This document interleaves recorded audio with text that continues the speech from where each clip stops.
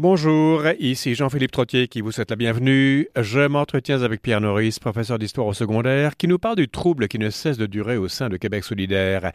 Il y voit surtout une crise de croissance d'un parti qui, s'il veut prétendre gouverner un jour, doit mettre de l'eau dans son vin et accepter de faire des compromis sur ses principes. Mais tout d'abord, Stéphane Thibodeau, membre de l'équipe, s'interroge sur un éventuel fanatisme francophone. Un député franco-ontarien avait en effet insulté deux chercheurs québécois sérieux qui soutenaient que devant le Comité des langues officielles à Ottawa que la fréquentation d'une institution postsecondaire anglophone au Québec contribuait à son anglicisation ultérieure. Stéphane Thibodeau, bonjour. Bonjour, Monsieur Trottier. Alors oui, ça s'est passé à Ottawa, c'était lundi, je pense qu'il y avait eu, c'était dans le cadre d'une étude qui portait sur le financement des institutions postsecondaires anglophones au Québec et francophones ailleurs au pays, c'est bien ça? Oui, exactement.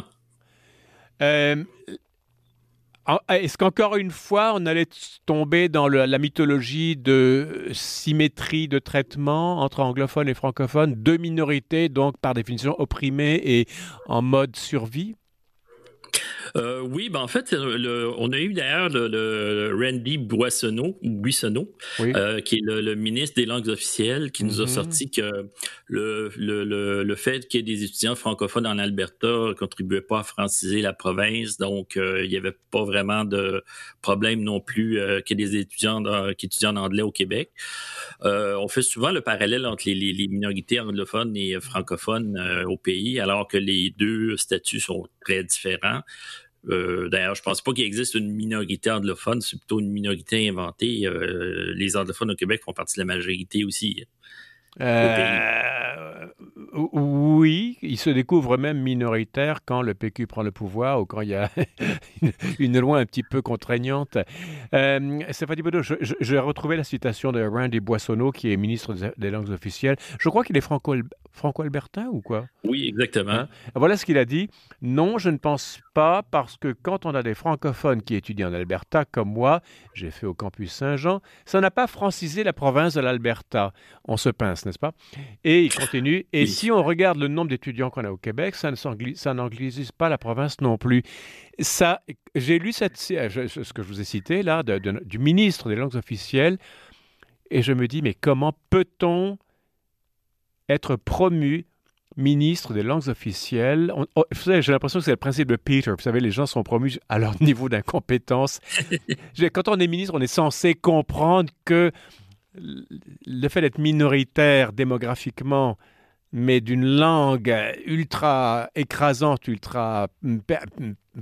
à tant de points de vue, on ne peut pas traiter cette langue minoritaire dans un secteur comme une langue minoritaire ailleurs. Je veux dire, ça, n'importe quel zozo peut comprendre ça. C'est assez clair. Quand on est 2% de locuteurs francophones en Voilà. Amérique du Nord, je pense pas qu'on puisse dire on puisse faire un parallèle avec la minorité et la pseudo-minorité anglophone au Québec qui serait menacée. Et en plus, quand on regarde, parce que l'étude que citait M. Lacroix, Mhm. non, pardon, c'était M. C'était Nicolas l'autre chercheur, j'ai oublié le nom. Bourdon. Nicolas Bourdon. Oui, c'est ça, Nicolas Bourdon. Mais en fait, ce qui c'était une étude que j'ai ici devant moi, Oui. qui a été publiée par Statistique Canada en 2022. Mhm. Donc, qui a été réalisée par un certain Étienne Lemire. Donc, j'imagine que c'est un fanatique francophone lui aussi, Mhm. et un péquiste. Bon, donc, c'est exactement ce qu'il dit. En fait, ce qu'il dit dans son étude, ce qu'il a constaté, c'est que quand les étudiants au Québec qui travaillent, qui étudient en anglais, Mhm. vont très souvent travailler en anglais, même des étudiants francophones. 23% des diplômés de langue maternelle française, j'oublie l'étude, Mhm. utilisaient l'anglais de façon prédominante au travail lorsque leur dernier diplôme provenait d'un établissement de langue anglaise, comparativement à 4% lorsque leur dernier diplôme provenait d'un établissement de langue française. Pardonnez-moi, Et Stéphane là, Thibodeau. on parle des francophones. Des francophones, et quand ils travaillent au Québec ou quand ils travaillent, Oui, mettons, quand ils travaillent au au Québec. Texas? Non, quand tu travailles au Québec. Et c'est encore pire quand on regarde les étudiants qui, eux, sont de langue maternelle autre que l'anglais ou le Mhm. français. Oui, oui. C'est 46% versus 7% de ceux qui ont fréquenté une école française. Donc, c'est énorme. C'est presque la moitié des allophones qui vont travailler en anglais s'ils ont fait des études supérieures en anglais. Mhm. Donc, l'impact est évident sur l'anglicisation. Et pour faire un parallèle entre l'Alberta et le Québec, en Alberta, il y a 24 000 personnes qui travaillent en français. Au Québec, c'est 1 400 000, parce que c'est presque 1,5 million de personnes qui travaillent en anglais au Québec. Mhm. Donc, principalement ou souvent. Et j'ai d'ailleurs été dans ce cas-là, j'ai travaillé dans un secteur de le West Island et je travaillais la moitié du temps en anglais. Donc, faire le parallèle entre le Québec et l'Alberta, c'est vraiment poussé. Autre citation, je crois que c'est de Randy Boissonneau encore une fois, et puis on va passer à autre chose. Mais c'est une autre, comment dirais-je, cocasserie, si j'ose dire. Moi, je suis allé à l'école Ah non, bah c'est pas. Ah non, il est allé à l'école en anglais, si je comprends. Est-ce que je suis devenu un anglophone? Non. Est-ce que je suis moins francophone? Il pose la question. Et c'est comme. Et on va arriver, si vous voulez, au député libéral franco-ontarien Francis Drouin de Glengarry Prescott Russell, qui est une grande localité, enfin un comté très francophone. Alors, il s'en prend à Frédéric Lacroix et à Nicolas Bourdon, ces deux chercheurs, et bon, avec un langage très fleuri, très élégant, très poétique. D'ailleurs, je crois qu'il s'est excusé ce matin, si j'ai bien compris. Oui, il a fini par s'excuser, mais c'est des moitiés d'excuses, en fait. Ah S'il bon? dit si j'ai insulté des gens, je m'excuse. Donc, il s'excuse pas vraiment complètement en réalité. Alors, comment vous expliquez donc, vous avez deux francophones hors Québec, et Dieu sait que je suis pas là, on n'est pas là pour dénigrer ce million de francophones qui luttent pour sa survie, et il faut leur tendre la main, évidemment. Mais comment vous expliquez ces deux visions totalement différentes du péril qui guette le français? Je pense qu'on peut appeler ça, c'est en psychologie, on parle de formation réactionnelle. Ah bon? C'est-à-dire que quand on vit une situation difficile, Oui. où on est plus ou moins impuissant, ben on se convainc qu'en réalité, la situation est meilleure que celle que l'on vit. Mhm. Donc, c'est un mécanisme de défense psychique parce que les Franco-Ontariens vivent une situation très difficile et j'en parle par expérience parce que j'ai un oncle qui vit à Sudbury Mhm. et quand il nous rend visite au Québec, il a grandi, il a vécu une partie de sa vie au Québec, là. Mhm. Quand quand il nous rend visite au Québec, il est obligé souvent d'avoir recours à l'anglais parce qu'il perd ses mots en français. Il a perdu une partie de sa langue. Mhm. Et donc, il y a des mots qui lui manquent. Il est obligé de le dire en anglais parce qu'il est plus capable de le dire en français.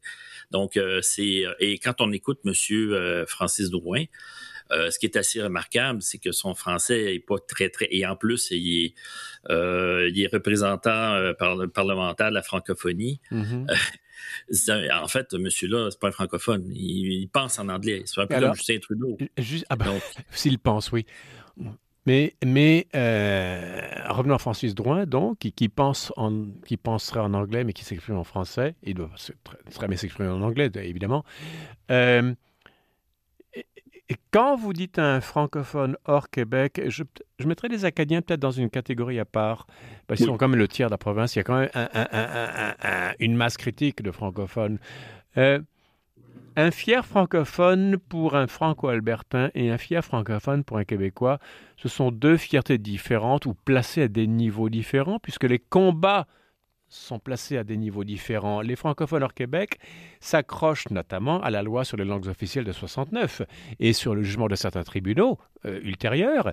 Donc leur combat, c'est pour la gestion de leurs écoles, l'accès aux soins de santé. Ce sont ce genre de combats qui, chez nous, au Québec, n'ont plus lieu d'être en grande partie. Donc les combats des francophones au Québec se situent à un tout autre niveau. Sauf que quand on dit je suis un fier francophone au Québec, la fierté est indexée sur une autre réalité que dans d'autres endroits du pays.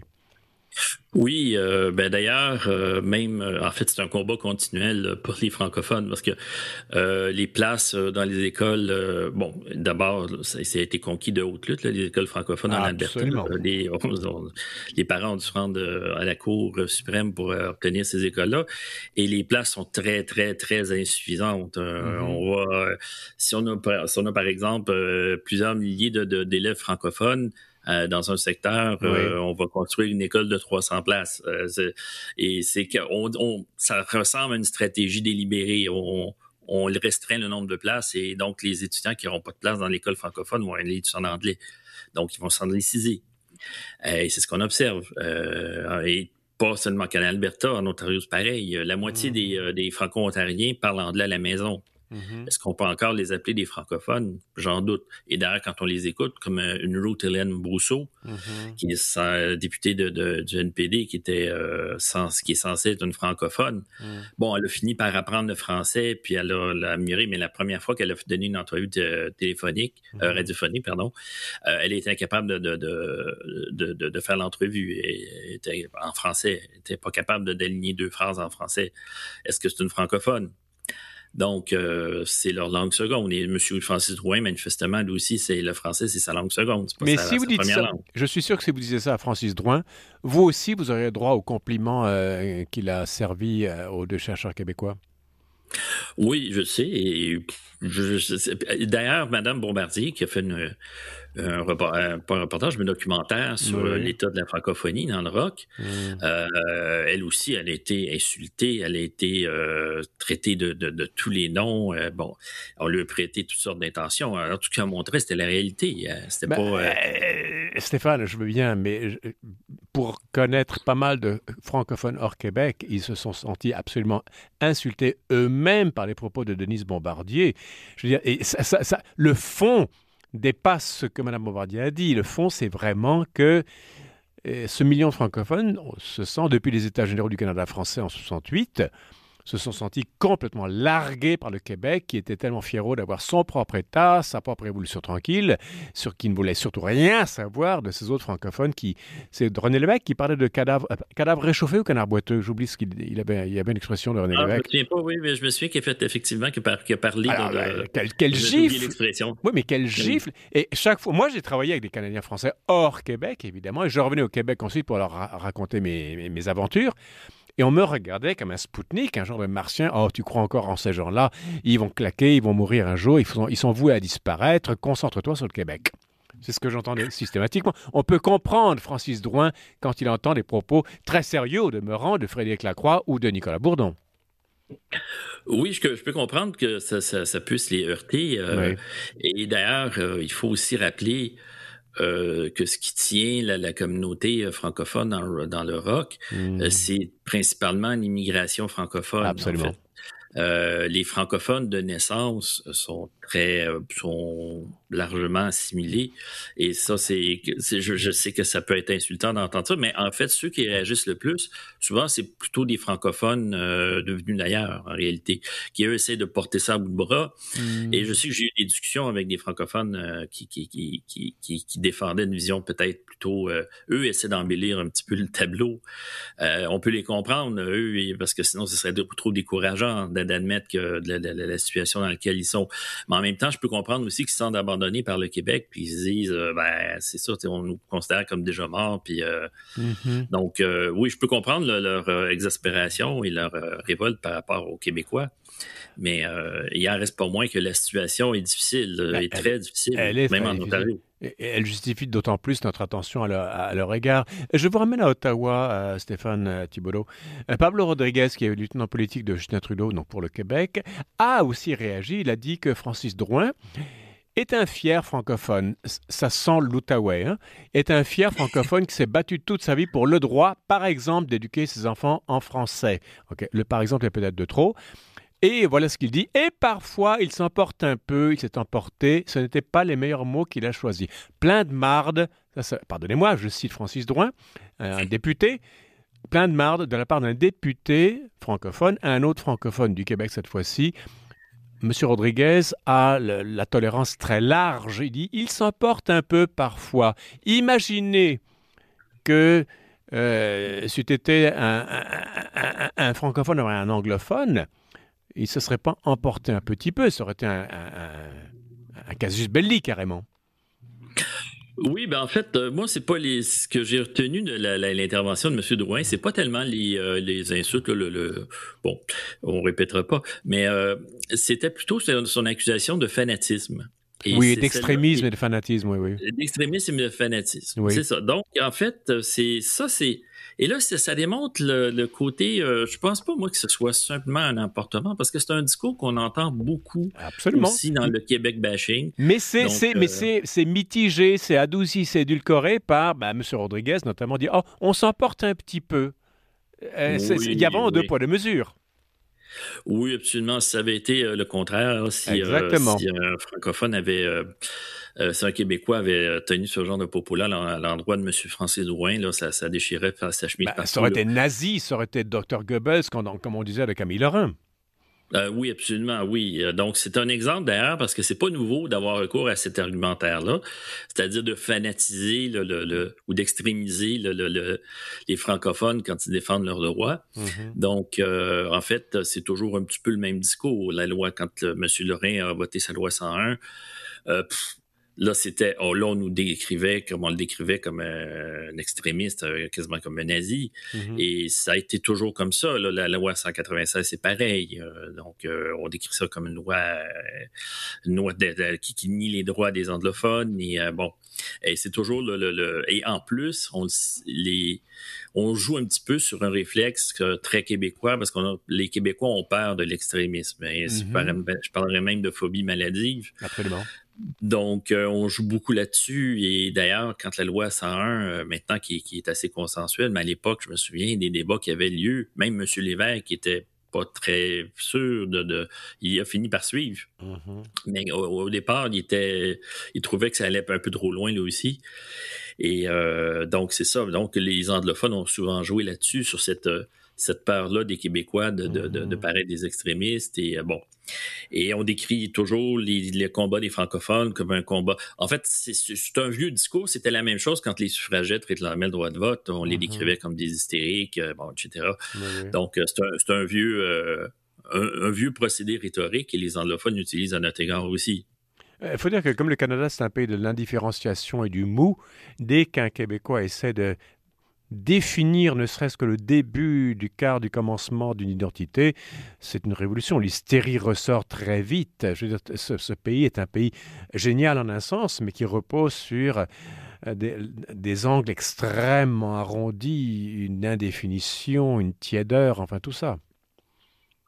Oui, et ce que je dirais aussi, c'est que c'est une chose une espèce d'intuition que j'ai eue à un moment donné. Le Canada, c'est resté un morceau de l'Empire britannique, en fait. Mhm, C'est vraiment, vraiment devenu un vrai pays. C'est resté une colonie anglaise. D'ailleurs, on a un roi. mhm. Le Canada, c'est une monarchie constitutionnelle. Oui, Les oui. gens ne le savent pas, bien souvent, mais c'est vrai. Oui, oui. Et vous êtes Donc, sujet du roi d'Angleterre, oui. absolument, on est tous des sujets du roi d'Angleterre. Hmm.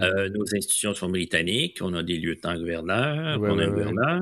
Oui, oui. Donc, il faut prêter serment au roi pour Oui, oui. devenir député, pour devenir citoyen, pour Mhm. toutes sortes de considérations. Oui. Et ensuite? Donc, et donc, on est dans un pays qui est demeuré, en fait, un morceau d'Empire britannique. Tout Et à dans fait. le contrat impérial, si je pourrais dire, c'est qu'on vous laisse le droit de vivre selon votre culture, selon vos mœurs, Mhm.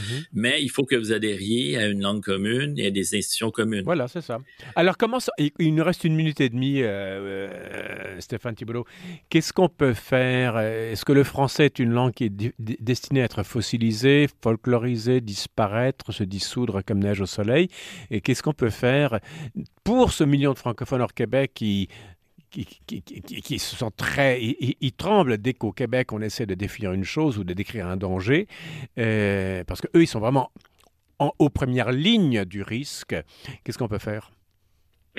Ben, c'est pour ça que je pense que la solution, ce serait peut-être de créer une francophonie québécoise en Amérique. Mhm. Donc, moi, je milite beaucoup pour la création de maisons du Québec partout où il y a des foyers francophones, Mhm. oui, y compris aux États-Unis. Il y en a beaucoup, il y en a plus qu'on le pense, c'est Tout pas à juste en fait, Louisiane. absolument. Donc, on pourrait créer des maisons du Québec et on ferait du français une langue de culture et une langue qui rayonne plutôt qu'une langue sur la défensive. Ça, je pense que il faut passer de faut changer ce postulat-là de départ qui fait que le français, c'est une langue qui est en train de disparaître, qu'on essaie de protéger. Oui. Il faudrait plutôt en faire une langue qui rayonne, une langue de culture qui serait sur le même pied que l'anglais. C'est intéressant parce que Euh, c'était exactement il y a 10-15 ans l'attitude des Françaisquois qui, eux, sont vraiment très, très, très minoritaires. Ils avaient compris ce que vous dites là, justement, Stéphane Thibodeau. oui, parce que qu'est-ce qui fait que les gens adoptent une langue? C'est parce qu'ils en partagent la culture. Oui. C'est aussi simple Ils que veulent ça. s'agglomérer, oui. Voilà. Mhm. Donc, c'est ce qui a fait, par exemple, que le grec n'est pas disparu sous l'Empire romain. Le Mhm. grec a survécu parce que c'était une langue de culture. Nous serons les Grecs des latins nord-américanisés. Ben, pourquoi Des pas? Romains, c'est Pourquoi ça. pas? Stéphane Thibaudot, on va devoir arrêter ici. Malheureusement, c'est l'heure de la pub. Merci beaucoup pour ces propos. C'est à l'occasion des gentillesses de Francis Drouin à l'endroit de Frédéric Lacroix et Nicolas Bourdon à Ottawa lundi dernier. Francis Drouin s'est donc excusé ce matin. Merci Stéphane, à une prochaine. À l'année prochaine. Voilà, c'est la fin. C'est pas du tout la fin de l'émission, c'est le début de la publicité et ensuite on parlera de la crise à Québec solidaire. Restez avec nous sur les ondes de Radio VM.